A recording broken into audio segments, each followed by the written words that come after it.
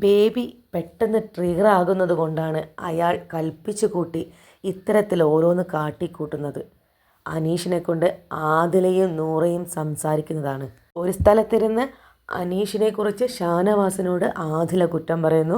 മറ്റൊരു സ്ഥലത്ത് ആദിലയും നൂറയും ഇരുന്ന് ഷാനവാസിനെ കൊണ്ട് കുറ്റം പറയുന്നു. അനീഷിനെ ഷാനവാസ് ചതിച്ചിട്ടുണ്ടെങ്കിൽ തീർച്ചയായിട്ടും പെങ്ങളോട്ടികളുടെ കൊത്തുകൊണ്ട് തന്നെയായിരിക്കും ഷാനവാസ് വീഴുന്നത്. ഷാനവാസിനെക്കുറിച്ച് ആദിലയും നൂറയും സംസാരിച്ചത് ഇങ്ങനെയാണ്. രാവിലെ അനീഷുമായി നടന്ന തർക്കത്തെക്കുറിച്ച് സംസാരിക്കുമ്പോൾ നൂറ ആദിലയോട് പറയുന്നുണ്ട്, ഷാനവാസിക്ക ഇപ്പോൾ നമ്മളോട് മിണ്ടുന്നില്ലല്ലോ എന്ന്. അപ്പോൾ ആദിലയോട് നൂറ പറയുന്നുണ്ട്, നീ പറഞ്ഞിട്ട് ഞാൻ കേൾക്കുന്നില്ല, പിന്നെയാണ് ഷാനവാസ് പറഞ്ഞിട്ട് ഞാൻ കേൾക്കുന്നത്.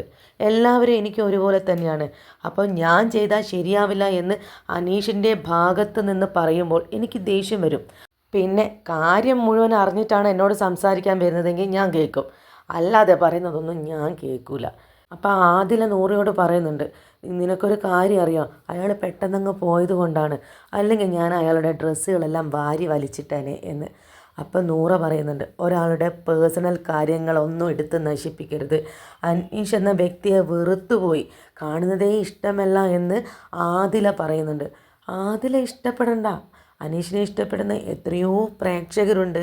അല്ലെങ്കിൽ ആദിലയ്ക്ക് വേണ്ടിയിട്ടാണോ അനീഷ് കളിക്കുന്നത്? അല്ല. പക്ഷേ എന്തുകൊണ്ടാണ് ആദില അനീഷിനോട് ഇങ്ങനെ കാണിക്കുന്നത്?